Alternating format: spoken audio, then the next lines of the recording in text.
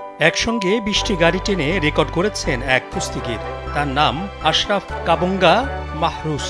গেল শুক্রবার মিশরের রাজধানী কায়রোতে তিনি একা ২০টি গাড়ি টেনে দেখান।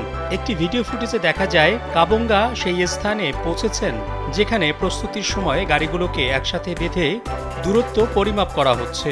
দর্শকদের উল্লাসে মিশরীয় ওই শক্তিশালী ব্যক্তি প্রায় ২৯ টন ওজনের ২০টি গাড়ি টেনে ১০ মিটার দূরত্ব অতিক্রম করেন। এ বিষয়ে কাবঙ্গা বলেন, আল্লাহর ইচ্ছায় তিনি এই দুর্দান্ত ইভেন্ট সম্পন্ন করেছেন। তিনি গিনেস ওয়ার্ল্ড রেকর্ডের জন্য ওয়েবসাইটের মাধ্যমে সমস্ত ভিডিও ফুটেজ, ছবি এবং লিঙ্ক জমা দেবেন। এর আগে ২০১৪ সালে কেভিন ফাস্ট নামে এক ব্যক্তি ৯০০ কেজি ওজনের ১৫টি গাড়ি টেনে গিনেস ওয়ার্ল্ড রেকর্ড গড়েছিলেন। কাবঙ্গার লক্ষ্য হল কেভিন ফাস্টকে পেছনে ফেলে নতুনভাবে রেকর্ড করা।